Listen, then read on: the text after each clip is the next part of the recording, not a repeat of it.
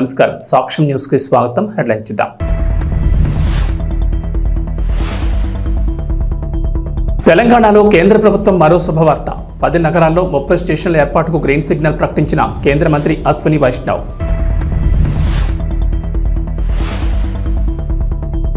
అక్రమ నిర్మాణాలను కూల్చివేస్తోన్న హైడ్రా అధికారులు. మర్రి మారుతి విద్యా సంస్థలకు నోటీసులు జారీ. ఆధారాల ఆధారంగా ముందుకెళ్లాలని హైకోర్టు సూచన.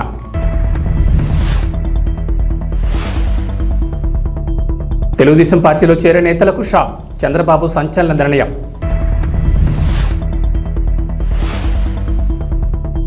పిఠాపురం మహిళలకు పవన్ కళ్యాణ్ గిఫ్ట్. ఈ నెల 30న 12,000 మందికి చీరల పంపిణీ. సామూహిక వరలక్ష్మి వ్రతాలు నిర్వహణ.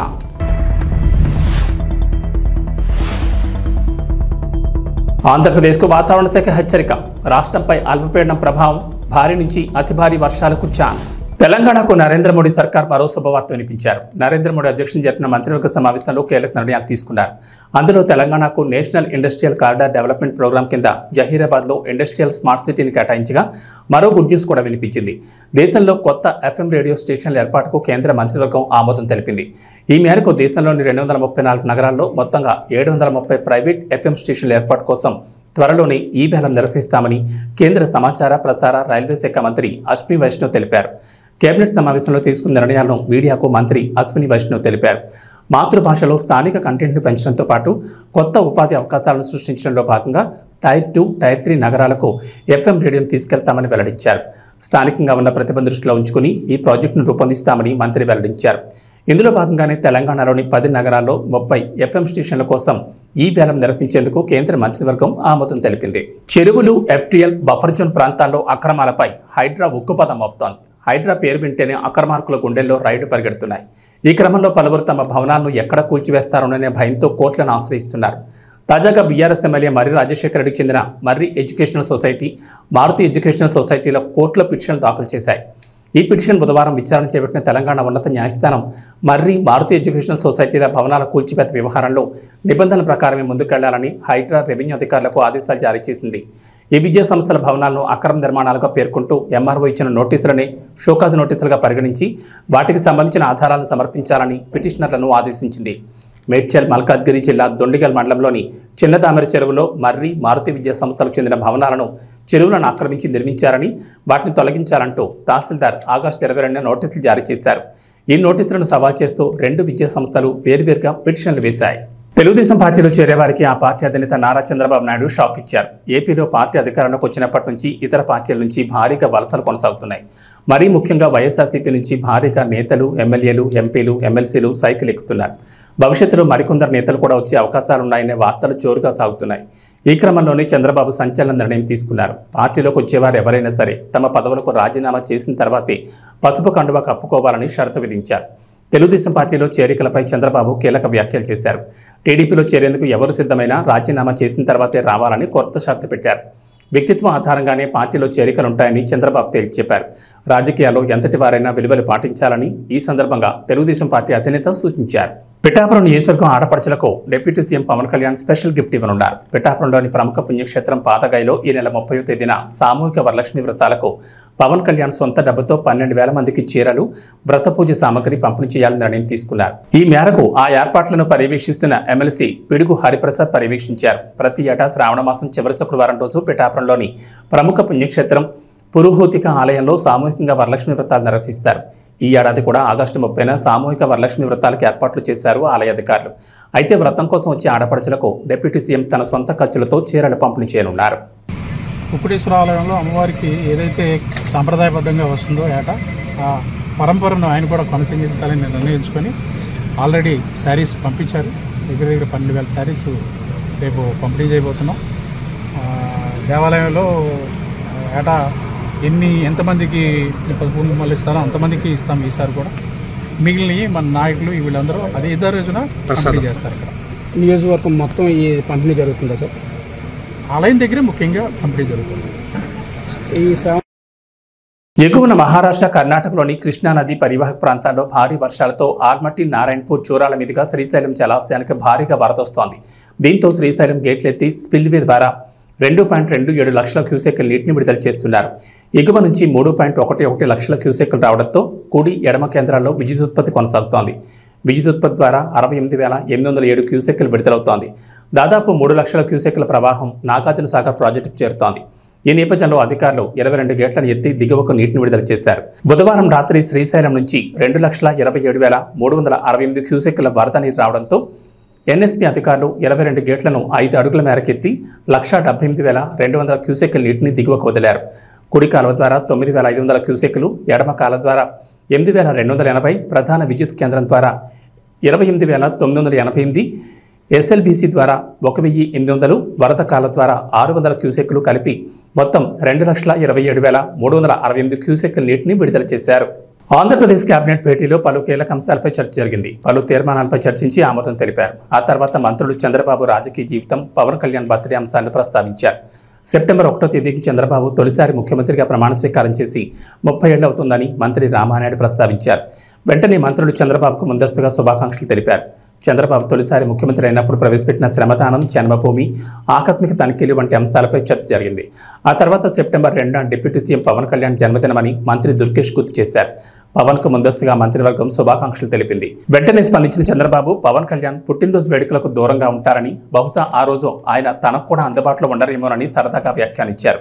అలాగే ఈ నెల 30 జరిగే వనమహోత్సవంలో మంత్రులంతా పాల్గొనాలని ముఖ్యమంత్రి సూచించారు. దుర్గం చెరువు ఎఫ్టీఎల్ పరిధిలోకి వస్తాయని Amar cooperative society, doctors colony, Kavuri హిల్స్లలో నివాసముంటున్న వారికి నోటీసులు జారీ చేసింది హైడ్రా. చెరువుకి చుట్టూ ప్రముఖుల నివాసాలు, ఎఫ్టీఎల్ జోన్లో నిర్మాణాలు ఉన్నట్లు గుర్తించింది. దాదాపు 80 నిర్మాణాలకు నోటీసులు జారీ చేసినట్టు తెలిపారు శేర్లింగంపల్లి తహసీల్దార్. 30 రోజుల్లోపు స్వచ్ఛందంగా కూల్చివేయాలని నోటీసులో పేర్కొన్నారు అధికారులు. ఎఫ్టీఎల్ జోన్లోని ముఖ్యమంత్రి రేవంత్ రెడ్డి సోదరుడు తిరుపతి రెడ్డి నివాసం, సీఎం సోదరుడు నివాసాన్ని సైతం నోటీసులు జారీ చేశారా లేదా అనే విషయంపై స్పష్టత ఇవ్వలేదు అధికారులు. Sector colony, doctors colony, Amar cooperative society, Kavuri హిల్స్లోని కొన్ని నివాసాలకు నోటీసులు జారీ చేశారు. మాదాపూర్లోని Amar society, Kavuri hills colony వాసులకు హైడ్రా నోటీసులు ఇవ్వడం కాలనీ వాసులు ఆందోళనకు గురవుతున్నారు. అమర్ సొసైటీ కాలనీకి 1995 హుడా లేఅవుట్ అనుమతి ఉందంటున్న కాలనీ వాసులు ప్రతి ఇంటికి పర్మిషన్ తీసుకుని నిర్మాణం చేసినట్టు తెలిపారు. హుడా మున్సిపాలిటీ అనుమతితోనే ఇళ్లు నిర్మించుకున్నామని కాలనీవాసులు అంటున్నారు. ఇప్పుడు సడన్ గా హైడ్రా నోటీసులు జారీ చేయడం పట్ల ఆగ్రహం వ్యక్తం చేశారు. అందరి ఇండ్లకు F1 రాసిన అధికారులు సీఎం రేవంత్ రెడ్డి తమ్ముడు తిరుపతి రెడ్డి ఇంటికి మాత్రం రాయలేదు. నేను అమర్ కోఆపరేటివ్ సొసైటీలో ఉంటున్నాను. మా లేఅవుట్ వచ్చి 1995లో అప్రూవ్డ్ అండి. వి టుక్ పర్మిషన్స్ ఇన్ 1996 and 97 అండ్ ఇల్లు కట్టుకున్నాము. అప్పటి నుంచి వీఆర్ పేయింగ్ ట్యాక్సెస్. మా ట్యాక్స్ వచ్చి 2000 నుంచి కడుతున్నాము. We have all the receipt submitted and మాకు అర్థం కాలేదు 2002లో 2004లో వచ్చిన వర్షాల వల్ల they are saying this is in FTL. ఇది ఎఫ్టీఎల్లో ఉందని చెప్తున్నారు, కానీ ఇది ఎఫ్టీఎల్లో లేదండి. మేము కట్టుకున్నప్పుడు ఎవ్రీథింగ్ అన్ని పర్మిషన్స్ ప్రాపర్గా తీసుకొని లేఅవుట్ అన్నీ చెక్ చేసుకొని కట్టుకున్న బిల్డింగ్ అండి ఇది. There are so many loans కూడా తీసుకున్నాము. లోన్స్ కూడా అవైలబుల్ ఉన్నాయి. ఇన్ని రోజుల నుంచి ట్యాక్సెస్ కడుతున్నాము, ఇన్ని రోజుల నుంచి వాటర్ బిల్ కడుతున్నాము, రోడ్స్ అన్నీ ఉన్నాయి. ఎక్కడ కూడా వాటర్ ఆగకుండా పైప్ లైన్ సిస్టమ్ ఉంది. ఇప్పుడు గవర్నమెంట్కి నేను ఒకటే రిక్వెస్ట్ చేసేది ఏంటంటే, మీరు మళ్ళీ ఆలోచించండి. మాకు వచ్చిన నోటీస్ మీరు ఒకసారి మళ్ళీ ఆలోచించి, వాల్టా చట్టం కూడా ఎప్పుడంటే 2002లో వచ్చింది. మా బిల్డింగ్ 2000 సంవత్సరం నుంచి ఉంది. 1995 పర్మిషన్ మాది. ఉన్నటువంటి మాదాపూర్ రాయదుర్గం చెరువు యొక్క డాక్టర్స్ కాలనీ కానీ మరియు అమర్ కోఆపరేటివ్ సొసైటీలో ఇచ్చినటువంటి కావేరీ హిల్స్ ఇలా అన్ని ప్రాంతాల్లో ఇచ్చినటువంటి ఈ నోటీసులకు వ్యతిరేకంగా మేము సిపిఎం పార్టీగా డిమాండ్ చేస్తూ ఉన్నాం. ఎందుకంటే ఈ సొసైటీ కోఆపరేటివ్ సొసైటీ ఏర్పడ్డప్పుడు రోడ్లు కానీ, డ్రైనేజ్ కానీ, ఎలక్ట్రిసిటీ కానీ, అదేవిధంగా వాటర్ బోర్డు సంబంధించిన నల్లా కలెక్షన్ కానీ ఇవన్నీ అధికారులు ఇచ్చిన తర్వాత ఇది ఎఫ్టీఎల్లో ఉందని చెప్పేసి అప్పుడున్న అధికారులు ఎందుకు నిర్ధారణ లేకపోయారు? సామాన్య ప్రజలని నడ్డి విడ్చడమే ఈ ప్రత్యామ్నాయంగా మాకు అనిపిస్తుంది. ఎందుకైతే వీళ్ళు అన్యాయం అయిపోతారు. బఫర్ జోన్ అనేది అధికారులు గుర్తించాల్సిన పరిస్థితి. ఈరోజు అధికారుల నిర్లక్ష్యం వల్ల ఈరోజు జిహెచ్ఎంసీ అధికారులు కానీ, రెవెన్యూ కానీ, ఇరిగేషన్ కానీ వీళ్ళందరూ బాధ్యతారహితంగా పనిచేసినట్టయితే ఈరోజు వీళ్ళకి ఇలాంటి పరిస్థితి వచ్చేది కాదు. Sir, retired professor of JNTU. నాకు 93లో కొనుక్కున్నాము. ది లేఅవుట్ సొసైటీ ఇది అప్రూవ్డ్ 91లో కూడా అది లేఅవుట్ అప్రూవ్డ్ ఉండడం వల్ల కొన్నాము. దాని తర్వాత ఇల్లు కట్టేటప్పుడు పర్మిషన్స్ తీసుకోవడము GHMC నుంచి పర్మిషన్ లెటర్స్ ఉన్నాయి, కట్టడం అయింది. దాని తర్వాత even the occupancy letter certificate ఇచ్చారు. Next even the municipality water works వాళ్ళు డ్రైనేజీ వాటికి పర్మిషన్స్ ఇది ఇచ్చారు. అందరూ నిలబడి ఉంటున్నాము living for last 30 years. So ఇప్పుడు వచ్చి 3rd August డేట్ ఏదో తహసీల్దార్ వాళ్ళు వచ్చి వాళ్ళు అంటించిపోయారు ఇంటికి. 10th నాడు అంటించారు. డేట్ అది 3rd వేశారు, కానీ 10th కూడా 12th నాడు ఇచ్చారు. సో ఇదేంటి అని చెప్పి మేము మళ్ళీ రిప్రజెంటేషన్ ఇచ్చాం. ఇవన్నీ ఉన్నాయి, why you given that it is FTL ఇవన్నీ చూసుకోవాల్సిన బాధ్యత హుడాది దెన్ HMDA వాళ్ళది కదా. మేము కొనుక్కునే వాళ్ళకి మాకేం తెలుస్తుంది ఇవన్నీ. నేను doctor Gopal Reddy, Amar cooperative society, Jubilee hills. So ఇక్కడ వచ్చేసి ఇప్పుడు ఇది మాది, ఇది ఇప్పుడు ఇచ్చిన మాది నోటీస్, మాది ఇది వచ్చేసి లేఅవుట్ వచ్చేసి 1995లో లేఅవుట్ అప్రూవ్ అయిందండి. సో 1995లో హుడా లేఅవుట్ అప్రూవ్ అయింది. హుడా లేఅవుట్ 1995 అప్రూవ్ అయిన తర్వాత ఆ తర్వాత దీనికి సంబంధించి కొన్ని పర్మిషన్లు తీసుకొని అందరూ ఇల్లు కన్స్ట్రక్షన్ చేయడం జరిగింది. 1995 నుంచి 2005 వరకు ఇప్పుడు ఏమైనా బిల్డింగ్స్ చూస్తాను 20-25 సంవత్సరాల పాత బిల్డింగ్స్, చాలా మటుకు పాత బిల్డింగ్స్ ఉన్నాయి. అవన్నీ కట్టుకుంటూ అది ఇక అప్పులు చేసి ఇక ఉన్నాయి లేని అన్ని తీసుకొని ఇల్లు కట్టుకోవడం స్టార్ట్ చేసినారు. ఈ తర్వాత 2010లో వచ్చేసి ఏదో ఇరిగేషన్ డిపార్ట్మెంట్ నుంచి FTL అని చెప్పేసి ఒకటి వచ్చి వాళ్ళు వచ్చి వెరిఫై చేసి 2010లో కూడా ఆగస్టులో మనకు అందరికీ తెలిసిందే, మనం పాత రికార్డు చూస్తే తెలుస్తుంది. అప్పుడు ఒకసారి భారీగా వర్షం పడ్డది, ఒకటే రోజు 24 సెంటీమీటర్ల వర్షం పడిన సిటీలో చాలా అలకలమైంది. అప్పుడు చాలా పెద్ద లోతట్టు ప్రాంతాల్లో చాలా ఇట్లలో కూడా డిస్టర్బెన్స్ జరిగింది. ఆ టైంలో వాళ్ళు వచ్చేసి అదే డేని వాళ్ళు ఏదో FTL కింద తీసుకుంటామని చెప్పేసి మీకు ఇక్కడ దాకా నీకు నీళ్ళు వచ్చినాయి అని చెప్పేసి దాన్ని FTL కింద చేశారు. అది కూడా ఏం మాకు ఎటువంటి నోటిఫికేషన్ కానీ ఎటువంటి ఏది కానీ శాస్త్రీయంగా చేసిన పద్ధతి కాదు. మనకి ఇంకోటి ఇప్పుడు అంతకంటే 15 ఏళ్ల కింద లేఅవుట్ ఫామ్ అయింది, 15 ఏళ్ల కింద అంతకంటే 15 ఏళ్ల కింద ఇల్లు కట్టుకున్న వాళ్ళు వచ్చేసి ఇప్పుడు 2010లో వచ్చి కుప్పం ఎంపీడీఓ కార్యాలయంలో నిర్వహించిన ప్రజా ఫిర్యాదుల పరిష్కార వేదిక కార్యక్రమంలో జిల్లా కలెక్టర్ సుమిత్ కుమార్ మరియు ఎమ్మెల్సీ కంచర్ల శ్రీకాంత్ పాల్గొన్నారు. ఈ సందర్భంగా అర్జీదారులు ఎంపీడీఓ కార్యాలయానికి చేరుకుని తమ సమస్యలను జిల్లా కలెక్టర్కి విన్నవించి అర్జీలను సమర్పించారు.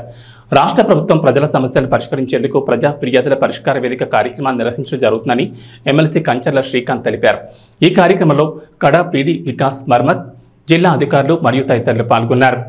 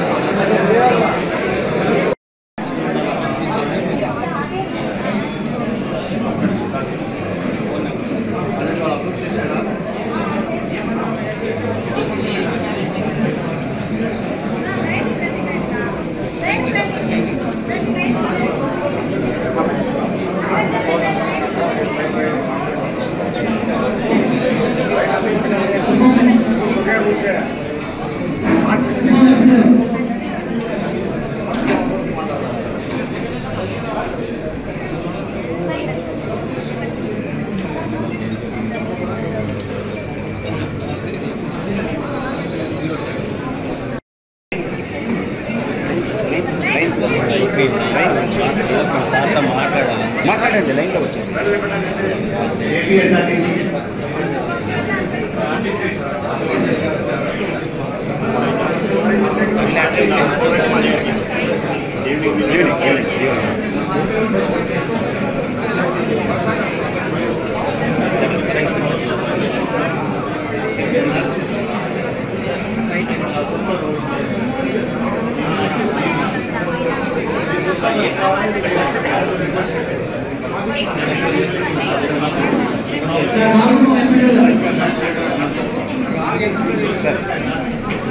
ఒప్పుకుంది అంటే విద్యార్థి దశ నుండే చదువుతో పాటు క్రీడల పట్ల ఆసక్తి పెంచుకోవాలని, దైనందిన జీవితంలో ప్రతి ఒక్కరూ క్రీడలు, వ్యాయామం ఒక భాగంగా అలవర్చుకోవాలని, తద్వారా శారీరక మానసిక దృఢత్వంతో ఆరోగ్యకరమైన సమాజం ఏర్పాటవుతుందని జిల్లా కలెక్టర్ డాక్టర్ ఎస్ వెంకటేశ్వర్ పిలుపునిచ్చారు. గురువారం hockey legend major Dhyan Chand జయంతి పురస్కరించుకుని దేశవ్యాప్తంగా జాతీయ క్రీడల దినోత్సవం 2024 నిర్వహణ నేపథ్యంలో స్థానిక Srinivasa sports complex Balaji colony నుంచి మహతి ఆడిటోరియం వరకు నిర్వహించిన ర్యాలీలో పాల్గొని జెండా ఊపి జిల్లా కలెక్టర్ ప్రారంభించారు. ఈ సందర్భంగా కలెక్టర్ మాట్లాడుతూ hockey legend major Dhyan Chand జయంతిని పురస్కరించుకుని దేశవ్యాప్తంగా జాతీయ క్రీడల దినోత్సవం 2024 నిర్వహించుకోవడం జరుగుతుందని, భారత హాకీ లెజెండ్ ధ్యాన్ చంద్ గొప్ప హాకీ ప్లేయర్ అని, మన దేశానికి స్వాతంత్రం వచ్చినప్పటి నుంచి జరిగిన ఒలింపిక్స్ క్రీడల్లో వారి స్ఫూర్తితో 8 గోల్డ్ మెడల్ సాధించడం ఒక ఎనలేని ఘనతని తెలిపారు. ఈ నెల 26 నుంచి పలు క్రీడల పోటీలు, ఇతర పోటీలు కళాశాలలో, పాఠశాలలో నిర్వహించి క్రీడలను ప్రోత్సహించే దిశగా చర్యలు తీసుకోవడం జరిగిందని తెలిపారు. ఈ మధ్యకాలంలో ప్రజలు, యువత వారి దైనందిన జీవితంలో ఉంటున్న వర్క్ స్ట్రెస్ వలన, మానసిక ఒత్తిడి వలన, సెల్ ఫోన్, సోషల్ మీడియా వంటి వాటి మితిమీరి వాడకం తదితరాల వలన క్రీడల పట్ల ఆసక్తి, సమయం కేటాయించడం, శారీరక వ్యాయామం తగ్గిందని, తద్వారా చిన్న వయసు నుంచే బీపీలు, డయాబెటీస్ వంటి పలు వ్యాధుల బారిన పడుతున్నారని తెలిపారు. వీటి నుంచి బయటపడాలంటే ప్రతి ఒక్కరూ తమ దైనందిన జీవితంలో క్రీడలు, వ్యాయామానికి కనీసం 30 నిమిషాలు కేటాయించాలని, తద్వారా ఆరోగ్యకరమైన మంచి సమాజం ఏర్పాటవుతుందని అన్నారు. చదువుతో పాటు క్రీడలు, వ్యాయామం దైనందిన జీవితంలో విద్యా దశ నుంచి అలవర్చుకోవాలని సూచిస్తూ, తద్వారా శారీరక, మానసిక దృఢత్వమే కాకుండా టీమ్ స్పిరిట్, కాన్ఫిడెన్స్ స్థాయిలు పెరుగుతాయని తెలిపారు. జిల్లాలోని టీచర్లు, పీఈటీలు క్రీడా మైదానాలు ఉన్నా లేకున్నా క్రమం తప్పకుండా విద్యార్థులకు క్రీడలు నిర్వహించాలని కోరారు. ఈ కార్యక్రమంలో జిల్లాలోని ప్రజలందరూ పాల్గొనాలని కోరారు.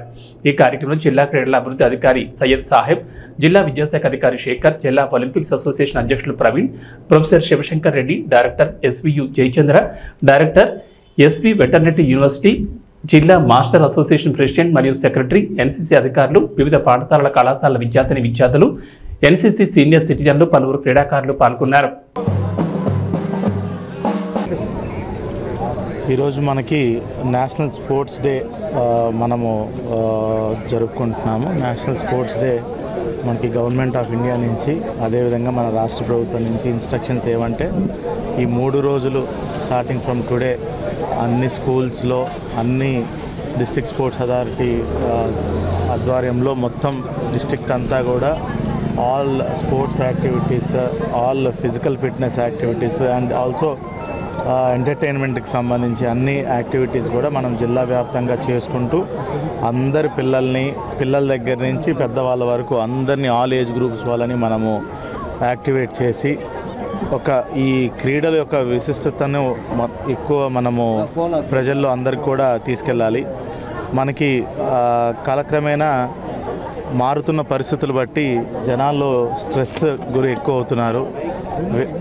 అంటే సోషల్ మీడియా ప్రభావం వల్ల కానీ, లేదంటే సాలిటరీ లైఫ్ వల్ల కానీ, వీటన్నిటి వల్ల క్రీడల నుంచి దూరం అయ్యి జనాలు స్ట్రెస్కి గురయ్యి వేరియస్ మనకి ఏదైతే బీపీ, లేదంటే డయాబెటీస్, మిగతా అనేక రకమైనటువంటి డిప్రెషన్, ఇలాంటి వ్యాధులకు గురవుతున్నారు. వీటన్నిటికీ ఒకటే విరుగుడు ఏంటంటే, మనము ఫిట్గా ఉండి రకరకాల స్పోర్ట్స్ ఆడుకుంటూ, అదేవిధంగా పిల్లల్లో sports not only for their physical fitness ఒకటే కాకుండా ఒక టీమ్ స్పిరిట్ అనేది ఉంటుంది. ఒకటి వాళ్ళ కాన్ఫిడెన్స్ వాళ్ళకి బిల్డప్ చేస్తుంది. అదేవిధంగా వాళ్ళు ఎటువంటి హెల్త్ ప్రాబ్లమ్స్ కూడా గురవకుండా సమాజం కూడా ఒక వెరీ యాక్టివ్గా తయారవుతుంది. సో స్పోర్ట్స్ అనేది చాలా చాలా చాలా ఇంపార్టెంట్ అండి. సో ఇంకా మారుతున్న కాలంలో మనకి స్పోర్ట్స్ యొక్క ప్రాముఖ్యత అనేది చాలా ఎక్కువ ఉంది. దాంట్లో భాగంగానే ఈరోజు మనము ఎస్వి ఆర్ట్స్ కాలేజ్లోని ఇక్కడ మనం ఈ స్పోర్ట్స్ డేని స్టార్ట్ చేయడం జరిగింది. ఆల్ లైన్ డిపార్ట్మెంట్స్ అన్నీ కూడా గేరప్ అయి ఉన్నాయి.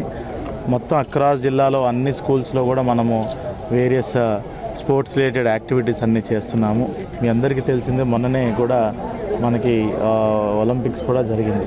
ఒలింపిక్స్లో ఒకప్పుడు భారతదేశానికి ఎంతో గౌరవ ప్రతిష్టలు అందించినటువంటి మేజర్ ధ్యాన్ చంద్ గారిని స్మరించుకొని ఈరోజు ఆయన ఐ థింక్ పుట్టినరోజుకి సంబంధించి ఈరోజు మనము స్పోర్ట్స్ నిర్వహించుకుంటున్నాం.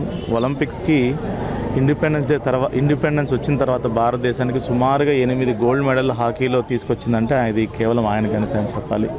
సో ఆయనని మనము ముందు పెట్టుకొని, ఫ్లాగ్ బేరర్గా పెట్టుకొని మనం దేశమంతటా కూడా ఈరోజు ఈ స్పోర్ట్స్ డే అనేది నేషనల్ స్పోర్ట్స్ డే నిర్వహించుకుంటున్నాము.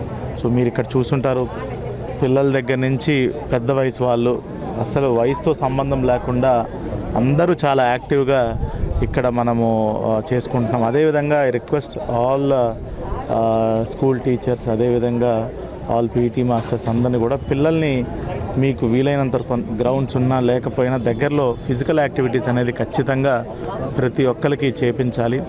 ఎక్కువ టైం స్పెండ్ చేయాలి. చదువుతో పాటు ఈక్వల్గా కూడా వాటికి మనం టైం కేటాయించినట్టయితే పిల్లల్లో ఒక మనోస్థైర్యము, ఒక కాన్ఫిడెన్స్, టీమ్ బిల్డింగ్, అదేవిధంగా వాళ్ళు ఏదైనా సాధించగలమనే ఒక తపన, ఇదన్నీ కూడా డెవలప్ అవుతుంది అపార్ట్ ఫ్రమ్ health benefits.